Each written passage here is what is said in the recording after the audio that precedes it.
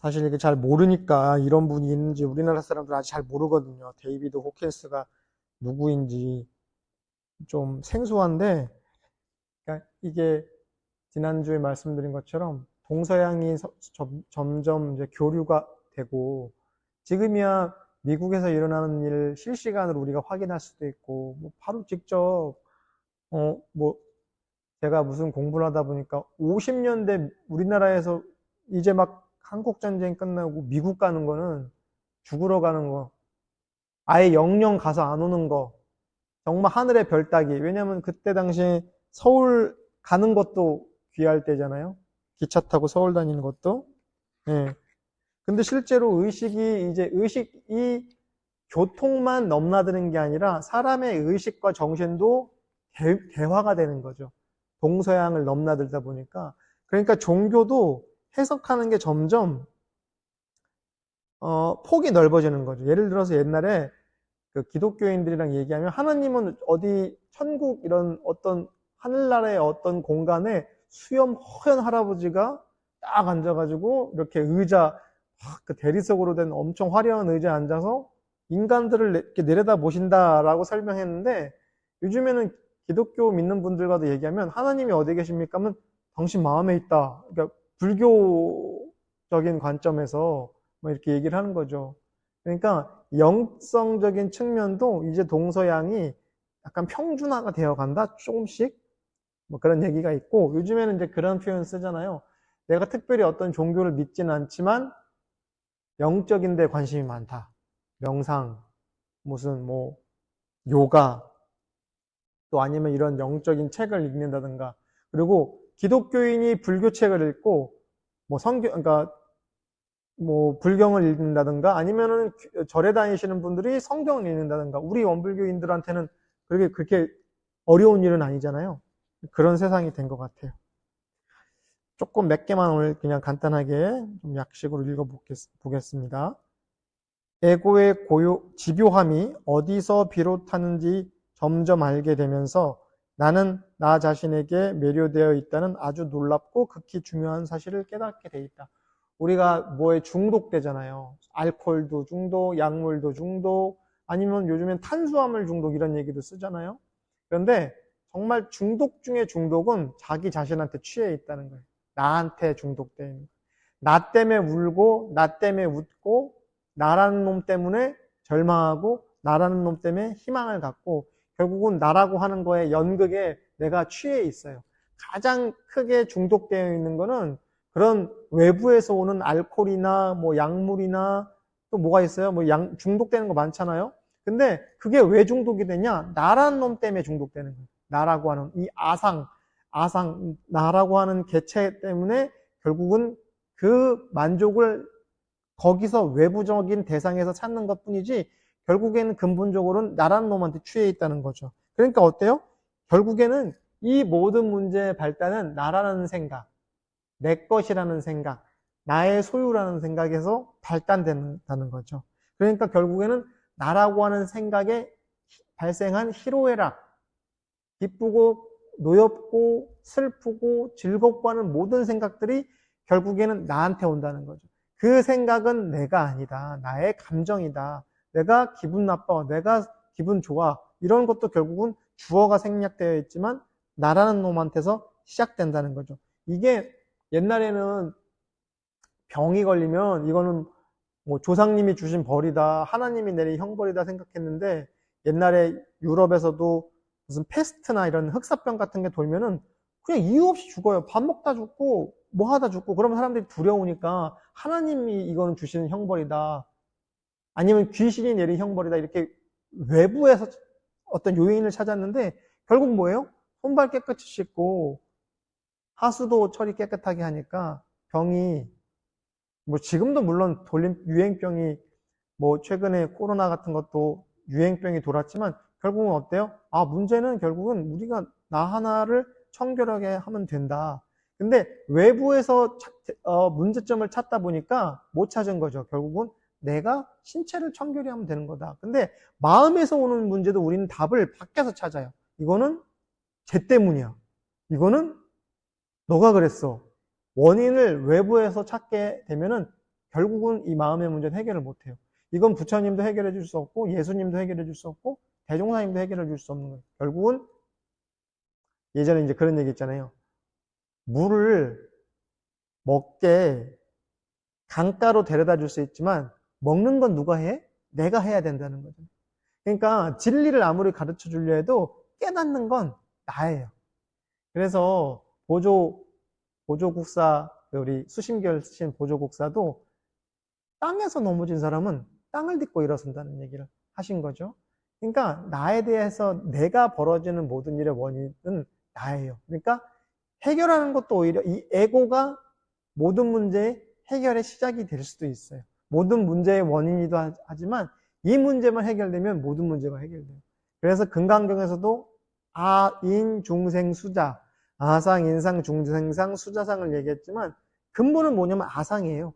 아상이 있으니까 인상 중생상 수자상이 따라서 오는 거거든요.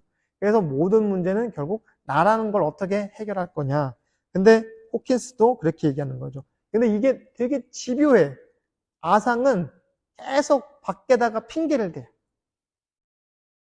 아, 요 정도 하면 되잖아. 요 정도 해서 그냥 할 만큼 했어.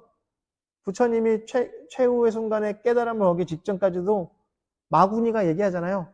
아, 이 정도 하면 했으면 됐어. 이 정도 하면 최고야. 근데 어때요? 그 생각을 넘어서야만이 깨달음을 얻는 거죠. 하나만 더 하겠습니다. 내가 나를 보는 시각대로 세상 사람들도 나를 본다. 자신을 인심 좋고 너그러우며 자애로우며 신의 내적 위대함을 느끼는 사람으로 상상하라. 즉시 근력이 크게 세질 것이다. 긍정적인 생명 에너지가 급상승했다는 표시다. 이게 뭐냐면요. 나를 어떻게 보느냐에 따라서 밖에 있는 사람들도 나를 그렇게 봐요. 내가 나를 귀하게 여기면 당연히 밖에 있는 외부 사람들도 귀하게 여길 거고, 내가 나를 낮게 여기면요, 밖에서 보는 사람들도 낮게 여겨요. 대종사님께서는 자만자족하지도 말고 자존자대하지도 말라는 거예요. 에고가 시키는 대로 너무 자기를 위대하다고 생각하지도 할 필요도 없지만, 반대로 나는 죄인이요, 나는 뭐 쓰레기요, 나는 별 볼 일 없는 인간이요, 나는 망했다, 이렇게 볼 필요도 없다는 거죠. 그냥 중도를 유지하면 되는 거예요. 있는 그대로의 나를 온전히 보는 거예요. 나이를 먹었다, 나이가 어리다, 나 배운 게 많다, 배운 게 없다, 뭐 서양 사람이다, 동양 사람이다, 우리 계속 가르잖아요. 근데 그것을 넘어서는 나, 있는 그대로 온전한 나를 바라볼 때 마음 공부가 시작이 된다는 거죠. 우리는 일체유심조 계속 얘기하죠. 원효대사 해골물 얘기하잖아요. 원효대사 해골물은 귀에 딱지가 않게 듣죠. 일체유심조 그러잖아요. 원효대사가 뭐 동굴이라고도 하고 뭐 어떤 뭐 이렇게 약간 이렇게 좀 이렇게 쑥 움푹 들어간 굴 속에서 친구와 함께 여기서 이제 의상대사라고 하거든요. 의상대사랑 원효대사는 우리나라 신라 시대 양대 산맥이잖아요. 그러니까 의상조사는 이제 유학을 가는 게, 당나라로 유학을 가는 게 엄청 큰, 그때 당시에도 큰 나라로 우리가 지금 미국 유학을 가는 것처럼 이제 당나라로 유학 가는 건 되게 엄청난 일인데, 그러니까 어때, 이제 몇 날 며칠 짐을 등에 지고 가다가 하루 쉬어가느라고 이제 뭐 일설했다면 이제 무덤가라고도 하고 뭐 굴속이라도 하는데, 거기서 목이 마른데 뭐가 똑똑똑 떨어져서 받은 걸 마시니까 아이 시원하다 했는데, 아침에 일어나고 봤더니 해골 바가지에 썩은 물이었더라. 썩은 물이었으면 좀 냄새 같은 게 날 수도 있었겠지만 어쨌든 뭐 빗물이었을 수도 있고, 그랬더니 막 구토를 했다는 얘기죠. 간밤엔 그렇게 달고 시원한 물이었는데 눈을 떠서 보니 해골 바가지 속에 고인물을 마신 거죠. 그러니까 어젯밤엔 그렇게 달던 물이 내가 이걸 보고 나니까 이렇게 구역질이 나고 구토가 나는 걸 보니 결국 한 마음이 들었어서 선악, 미추 이런 것들을 분별하는구나. 그랬더니 나는 더 갈 필요가 없겠다. 그래서 유학을 멈추고, 친구인 의상대사는 유학을 갔다 와서 이제 막 이제 특히 이제 화엄경을 공부하고 와서 우리나라가 화엄 사상이 많이 퍼지게 됐다. 그래서 우리 지금도 어디 시골 가면은 큰 절은 다 의상대사가 창건했거나 원효대사가 창건한 거예요. 어지간하면. 근데 원효대사가 훨씬 많아. 원효대사가 왜 많을까? 이거 개인적으로 생각해 봤는데 이거와 별도로 원효대사는 중간에 파괴를 해요. 그래서 아들도 낳고 그러잖아요. 그 무슨 공주를 만나가지고 요석공주 만나서 또 요석공주를 또 이렇게 유혹했대잖아. 또 원효대사가 뭐 하늘을 깎는 뭐 도끼로 뭐 석가래를 깎아가지고 뭐 이런 해서 또 설총이라고 하는 큰 스승을 낳았다. 그때 또 설총은 또 유학의 대가라서 우리나라에 또 유학의 어떤 큰 역할을 했다. 뭐 이런 얘기를 하는데 어쨌든 그러니까 스님이 아니에요. 사실은 원효대사는 만년에는 그냥 거사죠, 거사. 그러다 보니까 불교계에서도 원효대사가 위대한 인물이지만 또 스님이 아니기 때문에 평가가 또 이게 절하되기도 하는데 뭐 어쨌든 일체유심조란 얘기를 하는 거예요. 세상이 보는 대로 나를 본다. 우리가 거울을 봤을 때 똑같이 거울 봐도 어떨 때는 볼이 좀 살이 쪄서 볼이 좀 빵빵한 것 같기도 하고 그럼 꼭 물어보죠. 나 살찐 것 같지? 물어봐요. 가까운 사람한테. 그럼 어때요? 아니 괜찮은데 또 어떨 때는 반대로 나 좀 살이 빠진 것 같지 않아? 계속 물어봐요. 똑같이 거울을 보는데 어떨 때는 살찐 것 같고 어떨 때는 살 빠진 것 같아요. 100% 그대로 비춰지는 거울인데 거울이 잘못한 거예요? 누가 잘못한 거예요? 마음이 들어서서 그런 거죠. 그렇죠? 그렇죠. 바라보는 시선 때문에 결국은 거울이 아무리 100% 그대로 비춰져도 내 마음 때문에 쪄 보이고 달라 보이는 거예요. 마찬가지로요. 스스로를 있는 그대로 바라보시면요. 상대방도 그렇게 바라봐요. 그러니까 우리나라 사람들 잘 쓰는 표현 중에 너 나 무시하지 그러죠. 역설적으로 누가 무시해요? 내가 나를 무시하니까 상대방이 나를 무시한다고 착각을 하는 거죠. 그렇게 돼서 나를 인심 좋고 너그럽고 자비로운 사람으로 보고 신의 내적 위대함을 느끼는 사람은 뭐냐면 이런상 진리가 안에 충만하게 건설되어 있다. 우리는 그게 당연하잖아요. 이런상의 진리가 사은으로 내 안에 그대로 없어서는 살지 못할 은혜로 건설되어 있다는 건 뭐예요? 이 표현이 그대로요. 그럼 얼마나 든든하냐. 대종사님 말씀처럼 사은이 늘 나를 지켜주시고 감흥하고 응감하고 하감하는 존재가 누군가 있다면 어때요? 얼마나 든든하고 정말 없어서는 살 수 없는 은혜가 나를 지켜주면 어떤 생각이 드냐? 자신할 만한 은혜죠. 그래서 신고와 기도장에는 자신할 만한 사은이라는 표현이 나요. 이거 내가 충분히 믿을 만해. 다른 모든 건 상대처가 있기 때문에 믿을 수 없어요. 옛날에는 당산나무에다가 금줄 걸어놓고 기도했잖아요.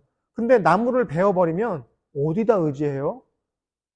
옛날에 또 큰 바위 같은 데 보면 바위에다가 정한석 떠놓고 기도했잖아요. 근데 그 바위는 언젠가 사라진단 말이에요. 그럼 누구에 의지해요? 보이는 대상은 언젠가 사라지죠. 상대처가 있으면은 언젠간 다 사라지죠. 그러니까 불가에서도 심지어 쇠로 만든 부처님도 다 할 날 있죠. 언젠간 다 마모가 돼서 사라지고요. 구리로 만든 부처님은 불을 못 건너가고 옛날에는 목불, 나무로 깎은 부처님은 불을 못 건너가겠죠. 그리고 토불, 니불, 진흙으로 만든 부처님은 물을 못 건너간다 이런 표현이 있어요. 그럼 무엇은 물도 불도 모든 조건을 넘어가서 영원불멸하냐? 한마음. 본래 한마음은 수천 년, 수만 년이 흘러가도 영원불멸하다는 거죠. 어때요? 우리 마음, 우리 본성, 우리 자성짜리, 소위 말해서 법신불짜리. 이것은 영원하다는 거죠. 그러니까 얼마나 든든하냐? 그럼 여기서 이제 호킨스 박사는 금반응 검사 같은 걸 해가지고 우리 마음의 에너지 같은 걸 측정한다고 말씀드렸는데, 그럼 어때요? 즉시 근력이 세질 것이다. 실제로 테스트를 해보면은 긍정적인 생각을 하면 근육이 강해지고 부정적인 생각을 하면 이게 탁 풀려요. 그런 이제 AK 테스트 같은 걸 하면 그렇게 나온다는 거죠. 하나만 더 하고 마무리할게요. 의식 수준의 큰 도약은 나는 안다는 착각을 항복한 뒤에 비로소 일어난다. 우리가 진급기가 되는 사람은 어때요? 진급기가 되는 사람은 내가 다 알아. 야, 그거 내가 잘 알아. 이건 내가 전문가야. 이건 내가 다 해봤어. 라는 생각이 벗어날 때 크게 진급한다는 얘기예요. 금강경 보면요. 계속 나오죠. 항복기심, 항복기심 그 표현 나오죠. 항복기심, 항복기심. 뭐예요? 그 마음을 항복받으려면 무슨 마음? 애고, 아상, 안다는 마음. 그래서 진급기에 있는 사람은요, 아상이 발동하지 않으니까 어때요? 배울 줄 모르는 사람이 잘 배우게 되고요. 가르칠 줄 모르는 사람이 잘 가르치게 된다는 거죠. 이게 진급기, 솟는 사람, 우리 영혼의 키가 0이 솟는 사람은 나라는 생각이 사라지니까 그 범위에서 벗어나, 나라고 하는 생각을 넘어설 수 있어요. 그 사람만이 진급하는 거예요. 근데 호킨스 똑같은 얘기하는 거예요. 표현이 달라서 그렇지. 그래서 그럴 때 의식 수준이 큰 도약한다는 게 뭐냐면 그냥 우리 표현을 하면 진급기라는 거예요. 그럼 그 사람이 진급하려면 어떻게 해야 되냐? 나라는 생각을 내려놓으라는 거예요. 나는 안다. 내가 너보다 낫다. 이렇게 분별하고 저렇게 분별하는 거. 나한테 유리하고 이로운 거, 그리고 해로운 건 저 사람한테 주는 생각을 벗어날 때 그 사람이 진급기에 일어나서 견성으로 도약한다는 거예요. 이 똑같은 얘기를 역대 성자들도 하지만 최근에 현대에 나왔던 다양한 영성가들도 대종사님이랑 똑같은 말씀을 하시는 거죠.